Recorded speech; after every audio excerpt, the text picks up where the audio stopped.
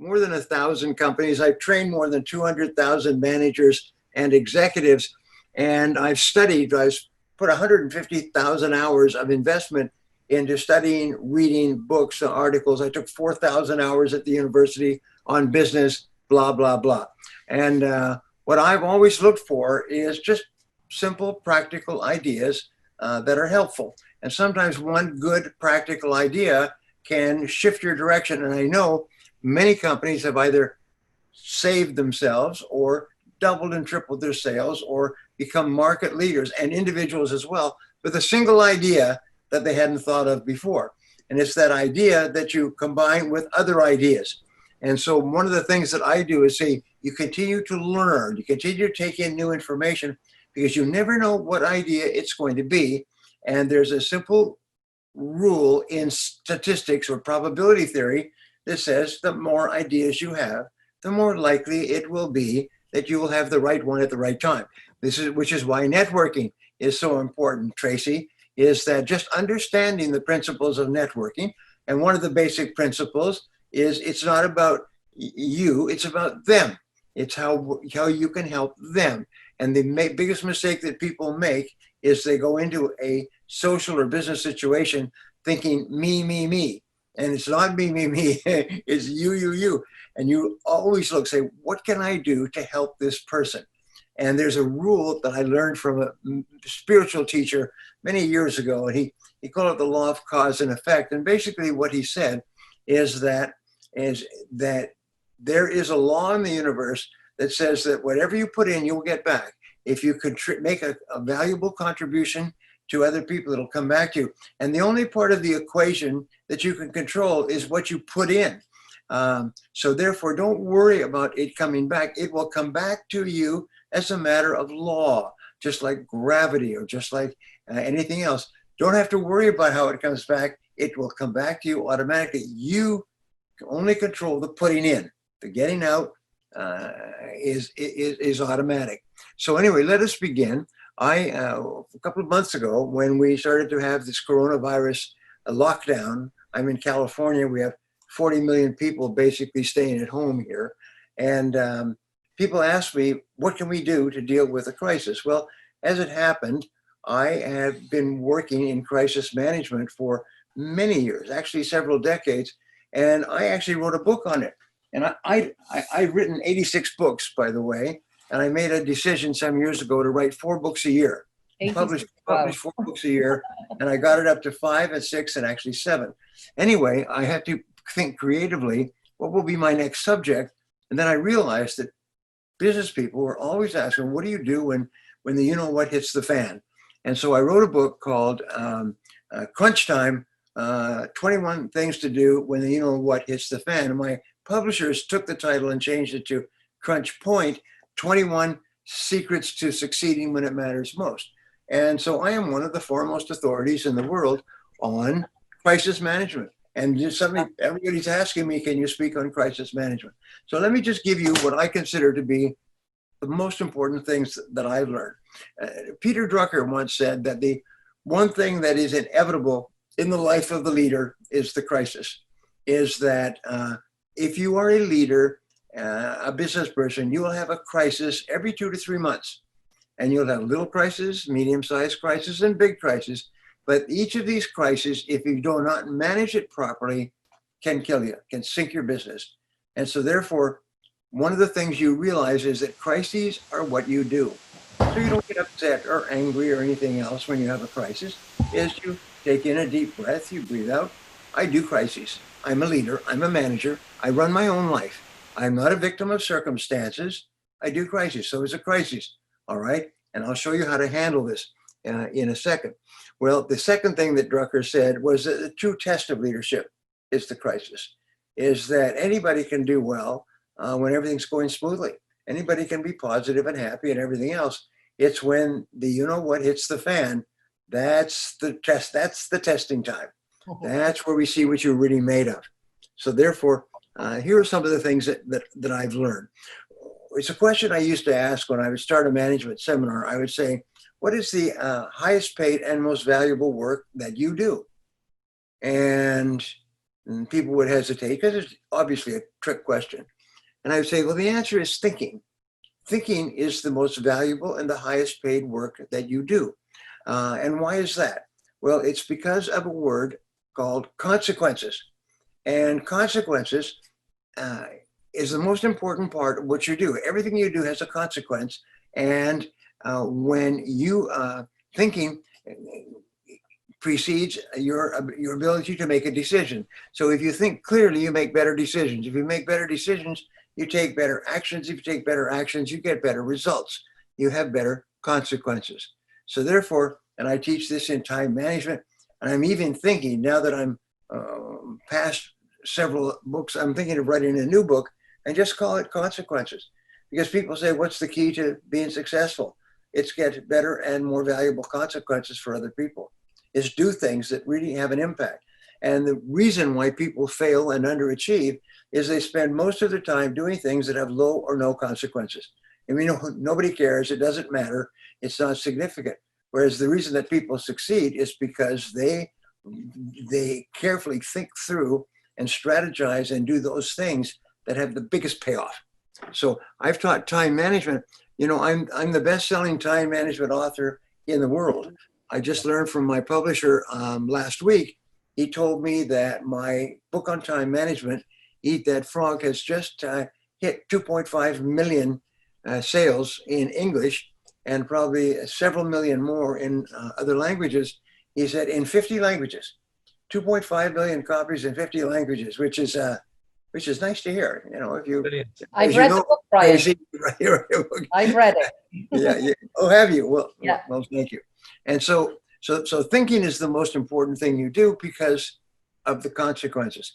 Now, I wrote a book. It came to me as an idea. Now, there's a book, and I need 4 books a year. And so I came up with a book, and I had several titles. I finally came up with Get Smart. And I had identified over the years 10 different ways of thinking, where top people think this way and average or mediocre people think this way. So here are the 10 ways. Now, I'll only give you 3, and I'm not trying to sell books, but we have lots of things to talk about. The first way of thinking, most important of all, is fast thinking versus slow thinking. And the man who came up with this title, book title, a man named Daniel Kahneman, won a Nobel Prize for it. He's a leading economist, and he came up with this idea, and it's one of those mind blowers. He said, basically, in life, he said there's 2 types of thinking, fast and slow. He said that most people use slow think or fast thinking all the time. And fast thinking is what you use when you're going through traffic.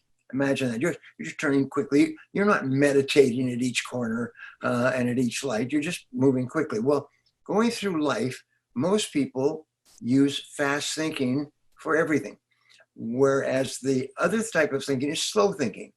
And slow thinking is where you gear back, slow down, take a deep breath, and just give yourself some time to think it over before you make a decision.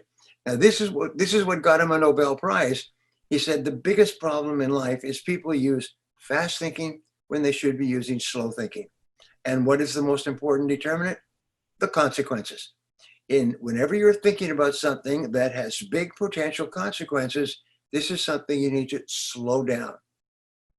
Many years ago, I built a shopping center. I did a long story, but I built a shopping center. I ran out of money, and I went to a large company, and I made a proposal to them that I would give them 75% of the shopping center if they would put up the money.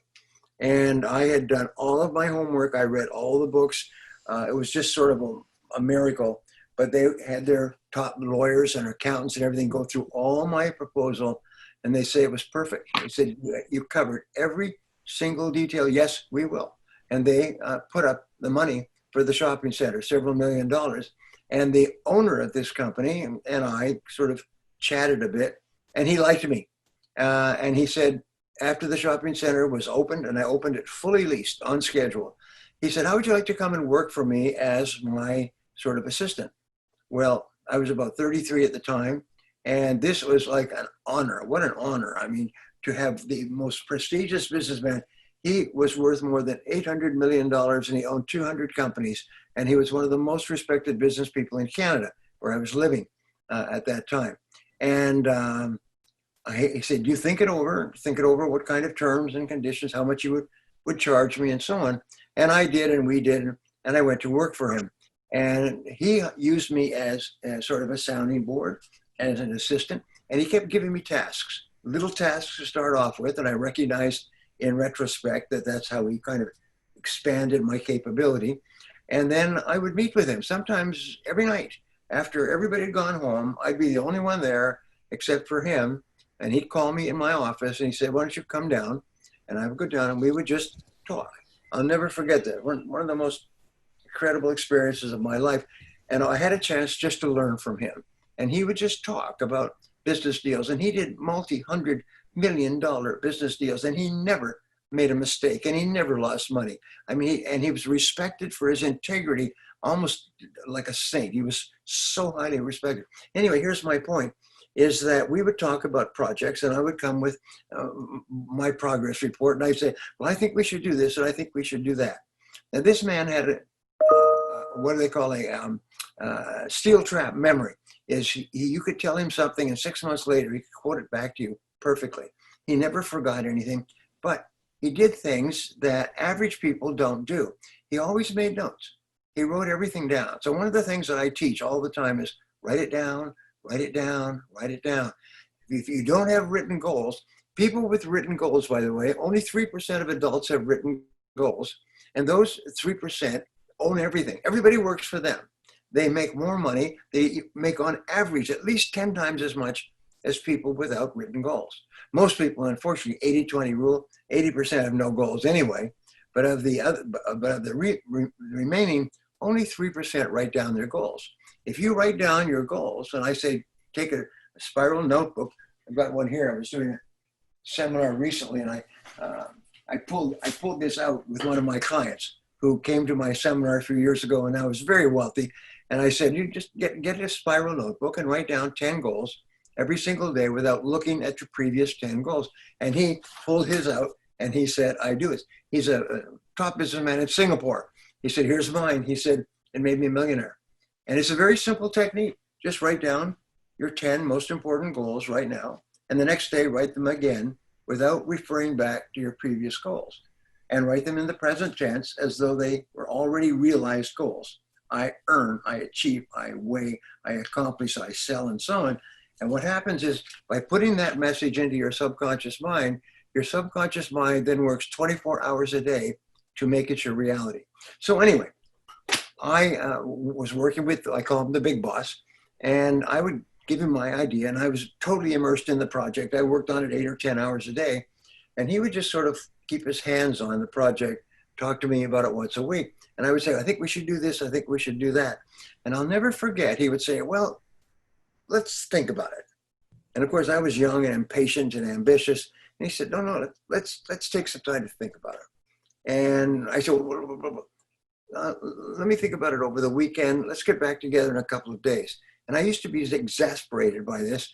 And then he'd come back 2 or 3 days later, and he'd call me in and he'd say, I've been thinking about our discussion. He said, and this is what I think we should do.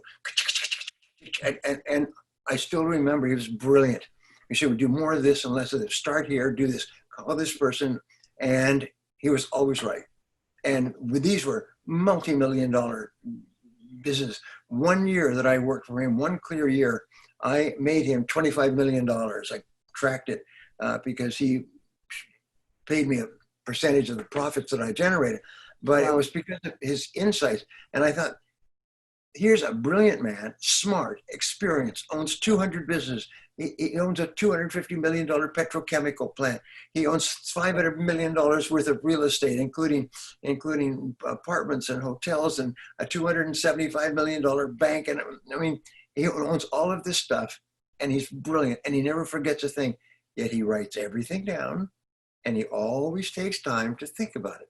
If it's an important decision, let's take some time to think about it, because the only thing you can do in business is lose money. It's real easy to lose money in business. Yeah. It's hard to make money.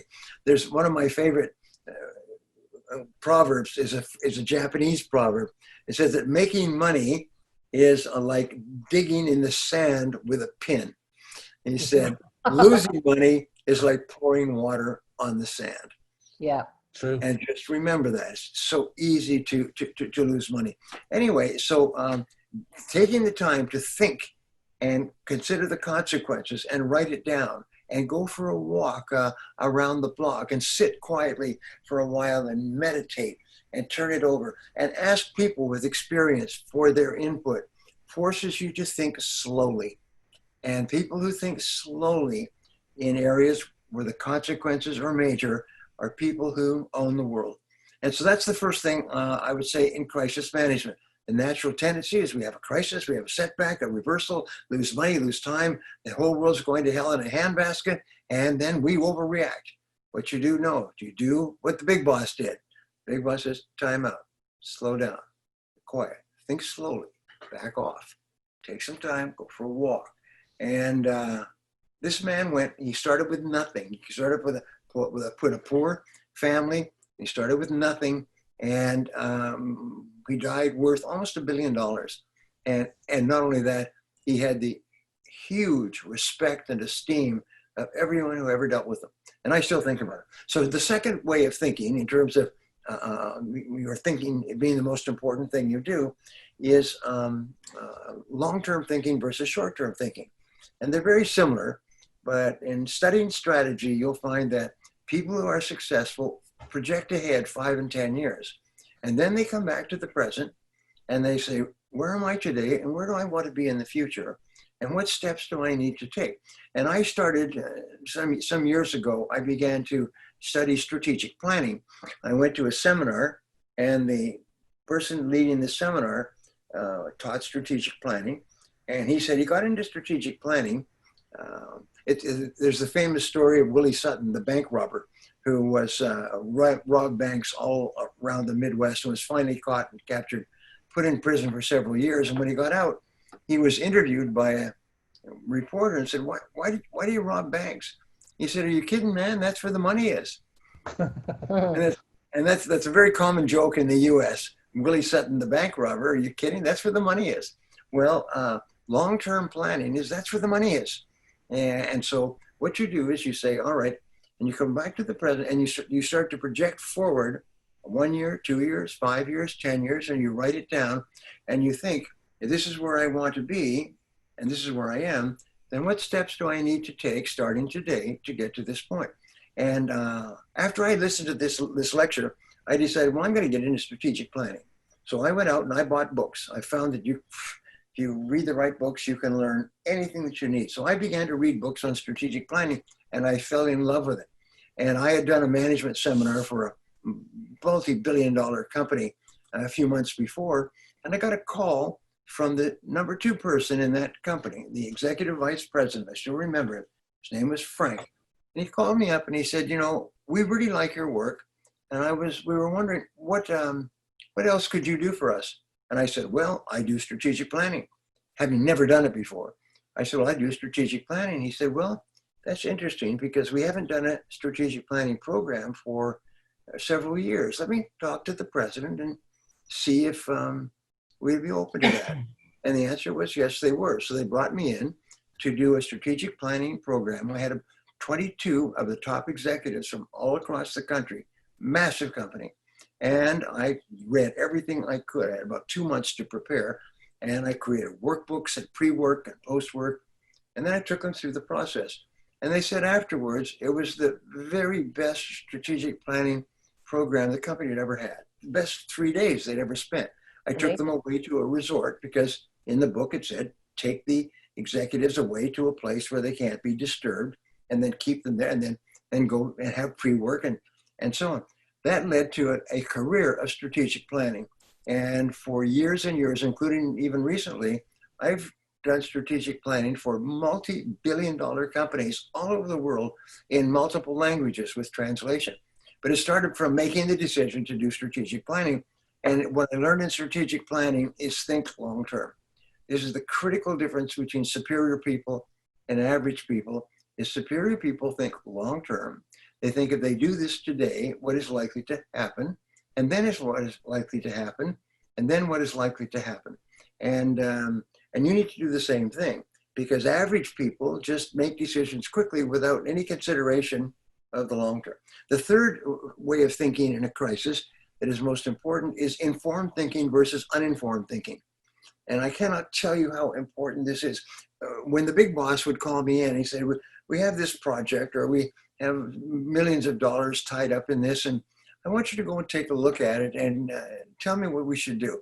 And almost always it was real estate, but sometimes it was banking, trust companies. It was real estate, condominium complexes, restaurants, a bank, an office building, things like that.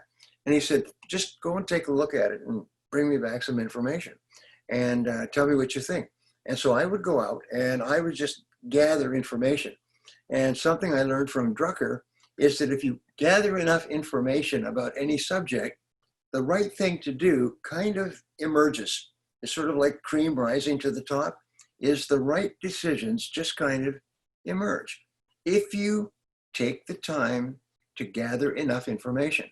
So the worst thing you can do is act precipitously, act quickly, is to have a problem or a setback or a difficulty or just an idea and then take action without doing your homework.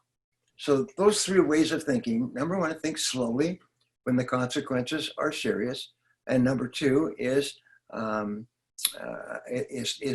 think long term rather than short term, project forward several years, and then learn everything you need to learn. Be sure that if there's anybody in the room who knows the most about this subject, it's you. And I have had so many experiences where I have invested hours and hours and hours studying a situation before going into a meeting, and none of the others had done the homework. And I had this incredible advantage. So those are the starting points. And so about a few years ago, during a recession in 1980, no, 2001, we had that recession. And I started to do a coaching program for business owners. And people said to me, what do we do? Because the whole world is going to hell in a handbasket, and business is down and people are going broke and everything else. So I said, well, you do this and that. And they said, well, why don't you put together a group coaching program? Because my fees are reasonably high and I couldn't afford to do individual coaching. So I put together groups of 20 or 30 people, business owners. I brought them to my offices, and I sat them down, and I'd spend one day every 3 months with them. And during that one day, I would put them through a series of exercises. And in order to get them to come to the program, and if we have a recession, people are out of money, everyone's concerned, I had to guarantee them. I said, look, I'll tell you what, if you come to this program, I will guarantee you that you'll double your income and you'll double your time off within 12 months. It's a 12-month program. And if you don't, I'll give you money back. Because my belief, and I passed this on, I just had this discussion with one of my best clients in Poland a few minutes ago, is that if you're not prepared to guarantee your work, then you shouldn't charge people for it. And especially when we're talking about intangibles, we're talking about brain work. And so all my life, I've always said, if you are not completely happy with the results of working with me, seminars, workbooks, audio programs, and so on, then I'll give you your money back 100%, no limit. And I've done that for my whole career. And it's absolutely amazing. I found some great research that says the bigger the guarantee, longer the guarantee, more people will buy and pay, and fewer people will ask for the money back. Yeah. So it's not like a 7-day guarantee. I used to joke, I said, I'll give you this guarantee, and it doesn't last just until you get back to the car. The guarantee is for 1 year. And so you can take my programs and come to my seminars, use the material for a year. And if at the end of the year, you don't feel that it more than paid for itself and turned out to be free, then I'll give you your money back. And they have assessments on the internet. I don't know how to look them up, but they check, is this a good company? Is this a good person? And so on. And we always get just superb ratings because our guarantee is unlimited. By the way, the people on this are all brain workers. Everybody that we're talking to, I don't know you, but I see Paul and Matt and Amanda and Tracy and so on. So you're all brain workers. That means what we do is we sell an intangible. We don't sell a thing that works or doesn't work or works better or works not. We sell brain work. So it's an intangible. And one of the things that it's very important is that whatever you sell, the person should be able to earn back what they pay you plus a profit. In other words, the only reason they buy it is because they expect to get much more out of it than it costs. Nobody's going to invest with you or hire you to break even, because they're hoping that if they hire your services, they're going to earn much more than it costs. So I came up with this way of describing myself. And I'm just going to pass it on to you because I realize how important it is. And I say, if you hire Brian, I am free plus a profit. I love it. That's a great. Yes, and I knew you would, Tracy, because that's what you are. That's what you are, Matt. Is you're free plus a profit. Is what you do is you give your services are so valuable that people not only recoup the entire cost of hiring you, but they make a profit on top of it. Sometimes the first time they use your services, they recoup everything they paid you, and from then on for the rest of their life, it's all profit. And everybody here is the same way. Now, if you're free plus a profit, then how do you sell? Well, how do you sell? It's very simple. Is you simply show them that you're free plus a profit. Tell them that basically if you hire me, I don't cost anything. Why? It's because whatever you pay me, if you're not happy, you can have your money back. And if it works, then it'll pay for itself over and over again. Yeah.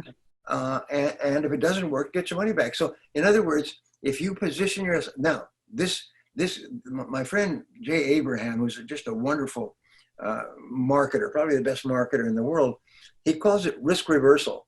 He said, whenever there's a transaction of any kind, you enter into a risk. Somebody has to bear the burden of the risk. And the risk is, am I going to get my money's worth and more back? So therefore, what you say to your clients, your customers, you say, look, I believe in risk reversal. I believe that if you hire me, you should not have any risk, zero risk. So therefore, I will take 100% of the risk. I will offer my services. I will work with you. I will work for you. I will give you everything that I have. And if for any reason at all, I am not free plus a profit, then it costs you nothing. And by the way, this is not part of my talk, but I recognize in talking to you that everybody here is a brain worker.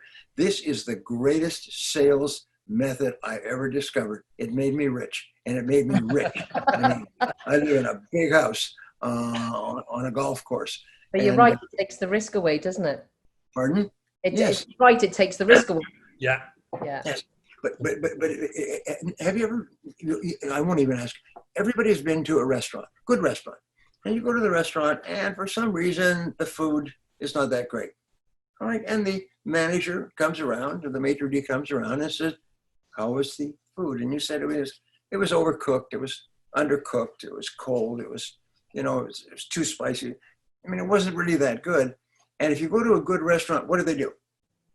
They snatch the bill out of your hand and they cross it off and they take the dish off the menu and they don't charge you for it.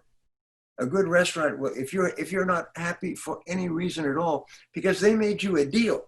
And the deal was that if you come to my restaurant, I will serve you good food. And you came there and they didn't. So an excellent restaurateur will immediately take the cost of it.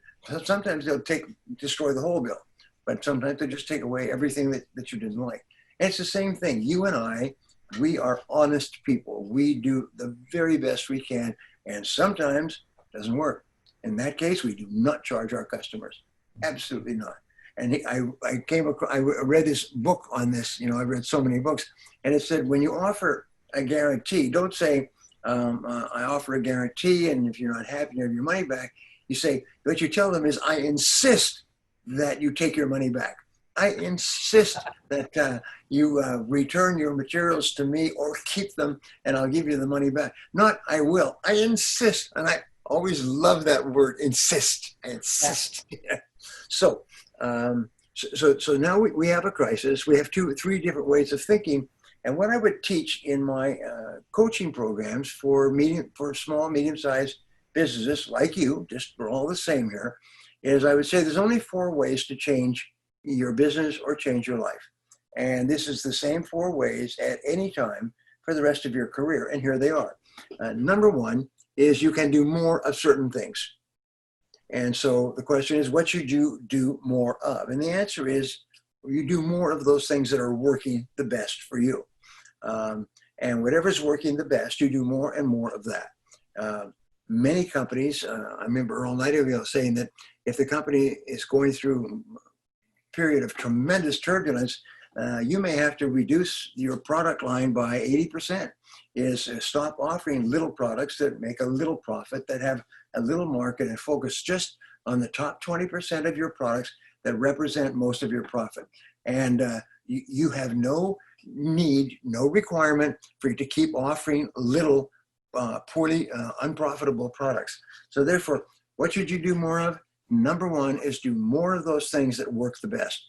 And this seems like an obvious thing, but it's astonishing how many people don't do it. They think that they have to spread their efforts over all the activities in the company, ones that are really productive and ones that are low value, because every activity should have its day in the sun. And that's not true. There are certain things is when the market turns down, immediately discontinue those things that aren't helpful. So the second way that you change your business is do less of other things. And what do you do less of? Those things that are not working that well, that are not that profitable now. And remember that something that was really, really good a week, a month, a year ago, it's not good today. I teach a program. I fell in love with this about 3 years ago. And it's a program called Business Model Reinvention. And in Business Model Reinvention is I have my clients, small or large businesses, and I've done this with huge businesses, is to look at their business and think about reinventing their business model. Now, what is a business model? And a business model is a profit model. So if you could imagine an equal sign, business model equals profit model. These are the things that you do, the steps that you take, and there's basically 10. There's basically 10 parts, and I call it a recipe, like in the kitchen. There's basically 10 ingredients in the recipe that generates profits. Now, here's what we have found, is that in times of turbulence, what the business model that's necessary for financial success is changing very rapidly. And Harvard did a great study in 2013. They interviewed the presidents of the Fortune 500, the biggest, most profitable companies in America, and they found that 80% of them, 80% of the presidents admitted that their business model wasn't working. And so they asked them, what are you going to do about it? And the answer was, well, we don't want to change because we're afraid that a different business model might be even worse. And what they discovered, and this is in the Harvard studies, is that the biggest enemy of success is the comfort zone. And this is really important today for us, is that we get into a comfort zone, which is we develop the habits of doing things in a certain way over and over again. And then even if they're not working, we fight to stay in the comfort zone. My friend Jim Rohn used to say that we get into a rut, and the only difference between a rut and a grave is the depth. And he said, so you have to be very alert to the tendency to get into a rut and then to fight to keep on doing stuff even though it's not working. And you know it's not working. And many companies, and you've seen them, companies that are going to go broke, they'll go broke completely and they'll never come back. Thousands, hundreds of thousands in the US. It's because they didn't have the courage to move out of the comfort zone and try something new and different. Okay. We're fine, yeah?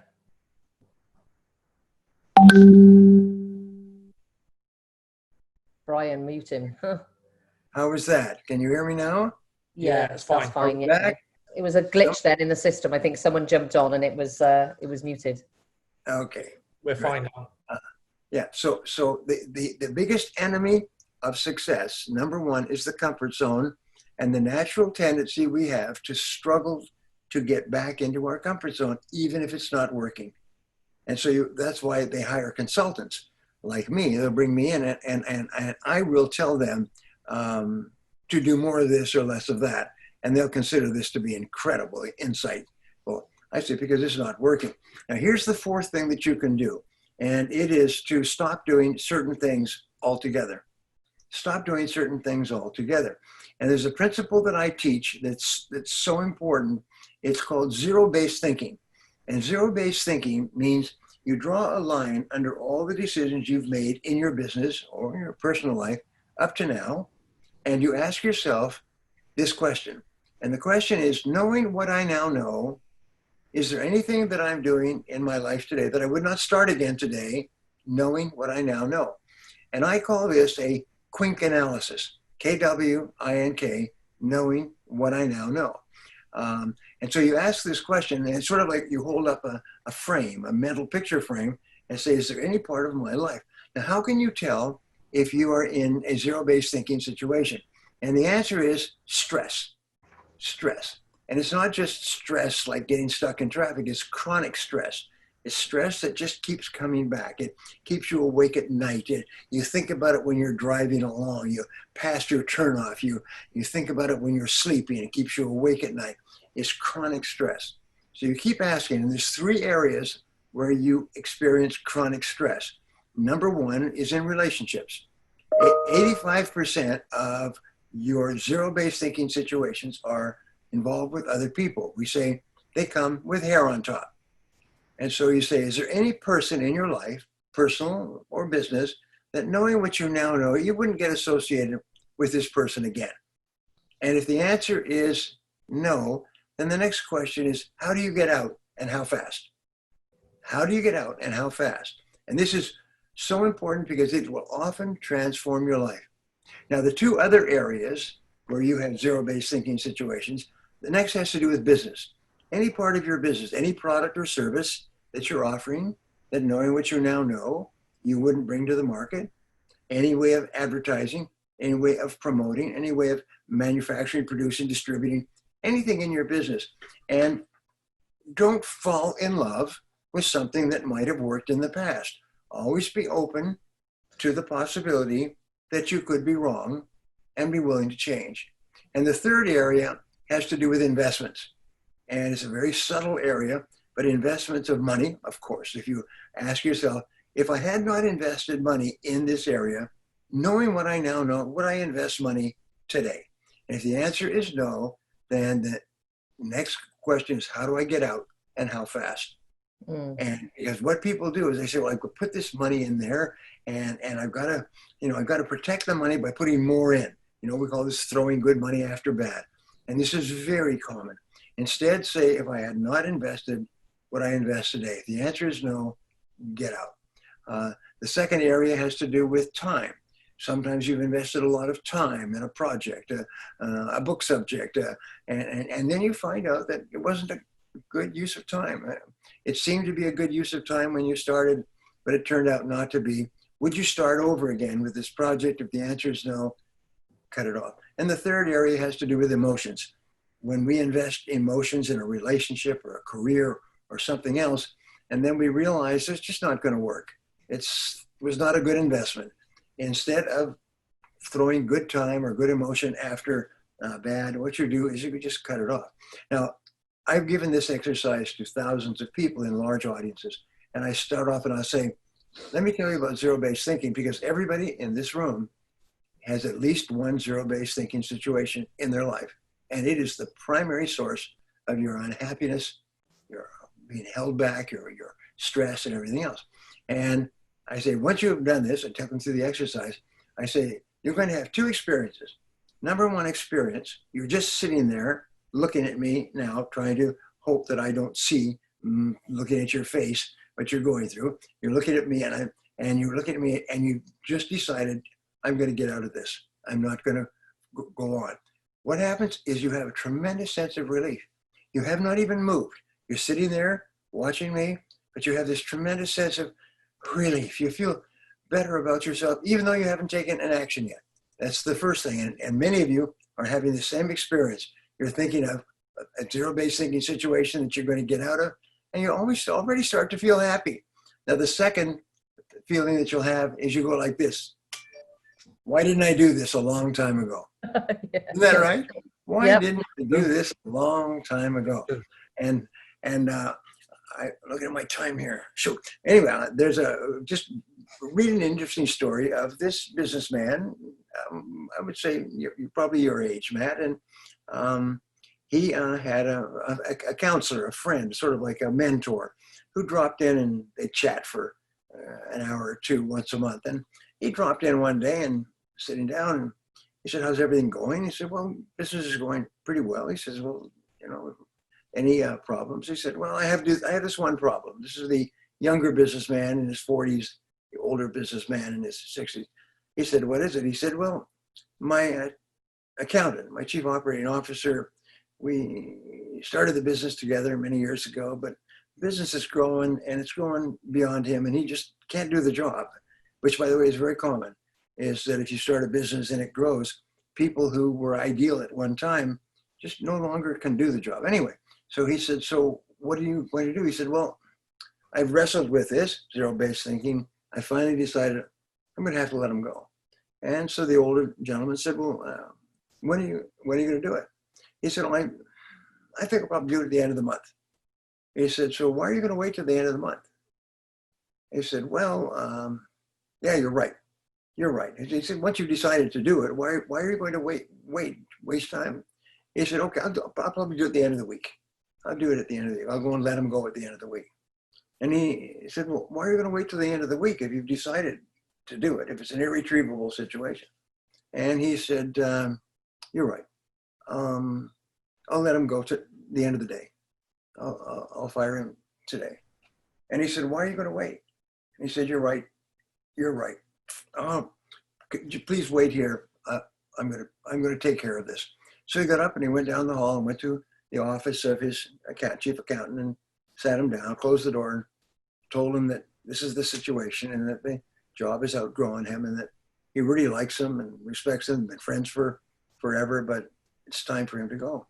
And he'll give him a severance package and good recommendations and so on, but he just has to let him go for the sake of the business, long-term consequences.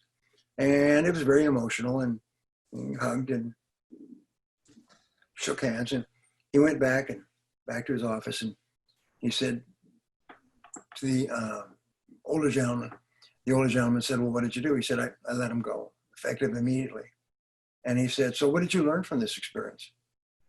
And he said, "What I learned from this experience is that once you make a decision to do it, do it. Don't hesitate. Get on with it. Just do it." And those three words, just do it. Once you've made the decision that this has to be done, do it now. This is the mark of the leader. The leader makes a quick decision, and if they get new information, they make another decision. Now, some years ago, I was working in the mega seminars where you have 10, 20, 30,000 people, and they would bring in some of the biggest personalities, and you were mentioning one of them, a man named Mac McCormick. Mac McCormick is founded a talent agency in the United States and made a multi-billion-dollar talent agency where he represented sports figures and then Hollywood figures and singers and so on. And he was speaking, and he wrote a book. And he wrote a book called What They Don't Teach You at the Harvard Business School. And I love this stuff because I've been teaching it for years.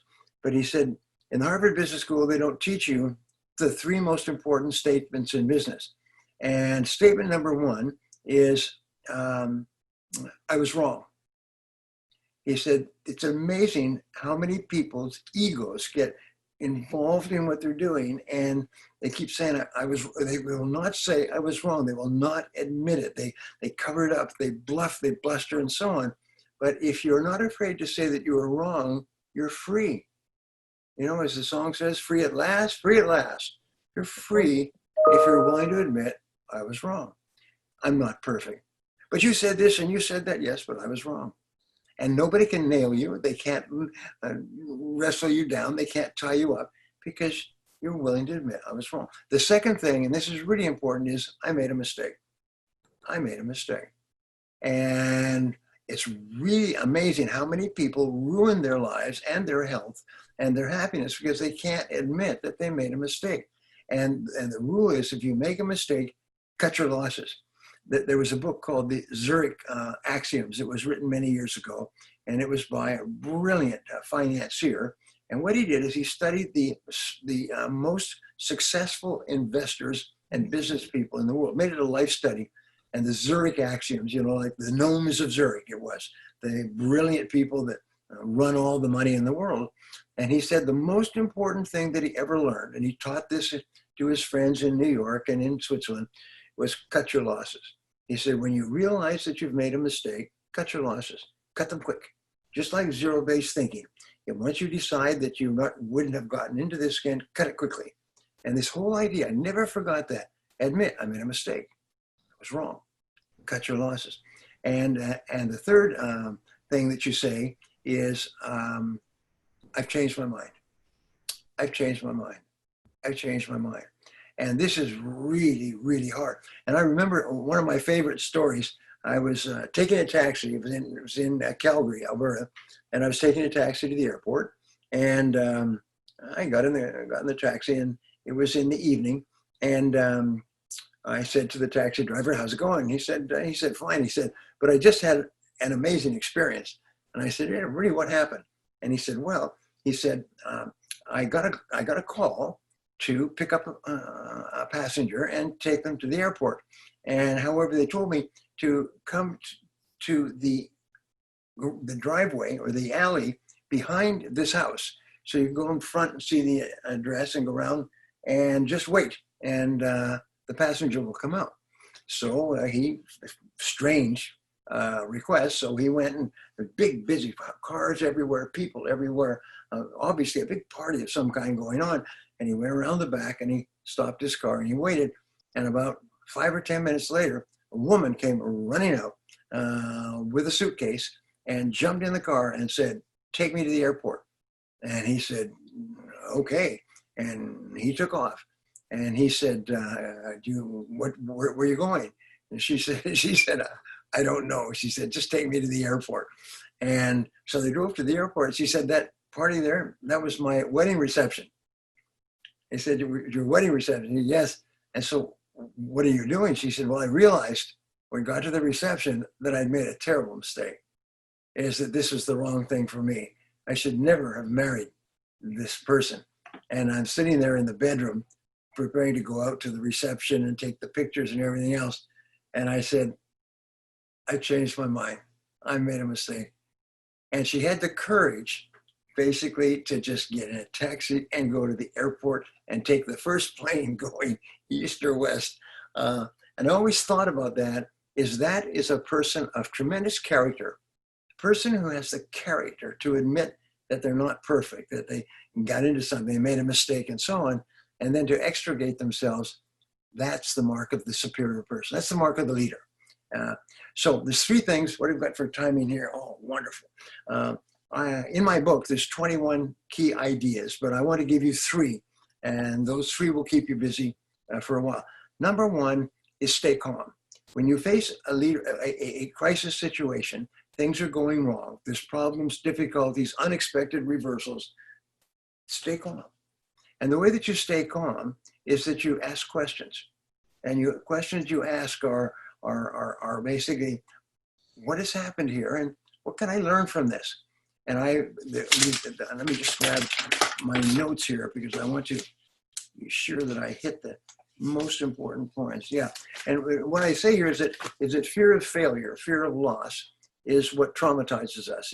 We have a reversal as a result of this coronavirus, or a reversal in business. And what I found is that every person in business, every leader has a crisis every 2 to 3 months. And if the crisis is not properly dealt with, it can sink the business. It can bankrupt you, or it can bust you. So therefore, but it's every 2 to 3 months.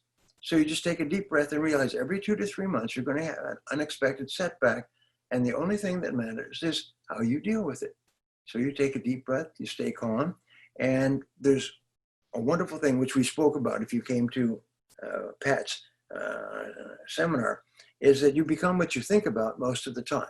It's one of the greatest of discoveries of human history, goes back 4,000 years, is you become what you think about most of the time. But also you become what you say to yourself most of the time. And so how you talk to yourself, it's called, in psychology, they call it your explanatory style, how you explain things or interpret things to yourself. And so you can say, we have a crisis, it's a reversal, my life is going to hell, what will I do? I can't. Instead, you say, well, this is an interesting situation. And I found that the words that you choose determine total control you have over your situation. So let's say you have a major reversal. Instead of saying we have a problem, which is a negative, or crisis, which is even more, which causes you to actually, your heart goes faster, your brain, what is called your neocortex, your thinking brain shuts down, and you revert to your animal brain, which is fight or flight.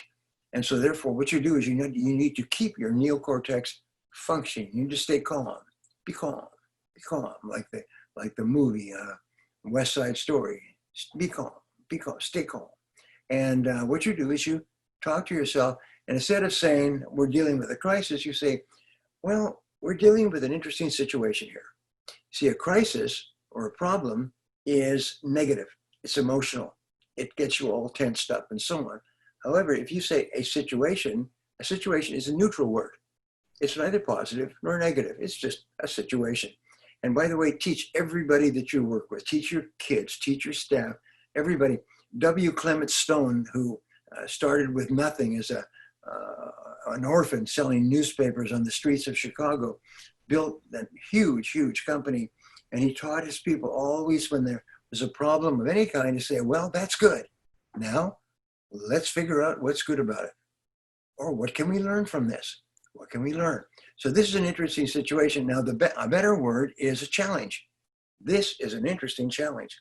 So for all my life, when I learned this stuff as a young man, is whenever I have a setback of any kind, I say, well, we're experiencing an interesting challenge today, or some interesting challenges. But the thing is about a challenge is something you rise to. It's something that brings out the best in you. A challenge is good. A challenge is what makes you strong. The third word, and the best of all, is an opportunity. Well, we are facing some quite remarkable opportunities today that were quite unexpected opportunities. And then what happens is you keep looking for it, and you always find something good. And almost all of the wealthiest people in the world today got there because they had a major reversal and they responded to it in an effective way. Instead of getting upset, they took a deep breath and say, well, this is an interesting situation. What can we learn from this to do better? And sometimes people have just zero-based thinking. They said, well, in reality, if we hadn't started this situation, we wouldn't get into it again today. Here's an exercise that I teach people, and it's called a walk across the street exercise. And I learned this from a very successful executive. And basically what he said is, imagine that you're have serious problems, and imagine this is the exercise. Imagine you arrive at work and your building is burned to the ground and your whole business is destroyed, everything. But all your staff has managed to get out of the building and they're all in the parking lot. And fortunately, there is another building right across the street and it's available. So if you want to, you can actually walk across the street and start your business over again. And so if you had that situation and you walked across the street, what would be the first thing you would do? What are the first products or services that you would bring back to the market? Who are the first customers that you would call? What are the first steps that you would take in order to save your business, in order to make your business thrive? And then what are the products and services and people and things that you wouldn't start up again, that you just let them go? And then the other thing is, imagine all your staff is out there in the parking lot and they're all safe. Which of them would you take with you and which of them would you leave in the parking lot? And Tom Peters in his book, In Search of Excellence, and I teach this in my whole idea of business model reinvention, is you should do this every 6 months. Just every 6 months, stop and say, well, just imagine that our business was destroyed or burnt to the ground, and we had to walk across the street and start again. And what would we do differently? What would we do more of? What would we do less of? What would we start doing? What would we stop doing? What would we discontinue completely? And this puts you in complete control of your life, puts you in complete control of your business. It makes you calm, it makes you positive, makes you strong, and it's amazing. Sometimes you will make a fortune in your life, which you probably will, and you will look back and you'll say, that was the turning point. And my friends and associates, they went to hell in a handbasket. They got all upset and depressed and drank and everything else. And what you did is you looked into it for the good. What is the valuable lesson that I can learn from this that will help me in the future? Well, the second thing that I wanted to teach you is what is called get the facts. And this is really important, is when you have a crisis, everybody gets upset and angry, and what about this and what about that? But in most cases that I've seen, is you don't have the right information, is that people say this and that and everything else, but they don't have proof. And so therefore, calm down, take a deep breath, and get the facts. What exactly has happened? And how did it happen? And when did it happen? And where did it happen? And who is involved? And where are we today? And what are our options? And the wonderful thing is that the more you ask questions, the calmer you become. And the better your mind functions, the better your neocortex functions. So you think with greater clarity. And as a result, of course, you make better decisions. You make better decisions. And then the third area has to do, they get the facts. The third area has to do with taking responsibility. And one of the greatest problems that we have in our world today in psychology is called learned helplessness. Is the 80-20 rule. The top 20% of people earn 80% of the money. The bottom 80% have learned helplessness, is they feel themselves unable to change their situation. Is they want to and they wish they could, but they had this disadvantage and this problem, and they don't have this and they don't have that and so on. And so what they do is they convince themselves that they're kind of helpless. And when you blame other people, when you accuse people, when you get angry about something that's happened, you lose control. So what you do is you accept responsibility. And for me, I think the magic words, and I spent thousands of hours studying this in psychology and metaphysics, the magic words in life are the words, I am responsible. I am responsible. I am responsible. What I learned is that you cannot be angry or upset or emotional about any situation if you say the words, I am responsible. It's almost like a magic potion. You see, the reason that you become angry, you can't become angry, by the way, unless you can make someone else responsible for something in your life. If you accept responsibility, you remain completely positive. You remain calm. And when you're calm, you start to see ideas and opportunities, things that you could do more of or less of, and start or stop, and so on. So those are the big three, is stay calm, get the facts, and accept responsibility. Coming back full circle, remember, is that you'll never have a problem that you can't deal with. You have greater reserves of intelligence, tenacity, spirit, courage, guts than you'll ever need to use. And God never sends you a problem too big for you. Is no matter what happens, you will always have more ability and intelligence and strength to handle it. So you never have to worry. So that's my 1 hour on crisis management, and I could spend another 3 hours with you, but I think I've given you enough to think about. I really appreciate it. I've really enjoyed being with you, and I'm sure we'll be together again. Au revoir. Take care, Brian. Bye-bye.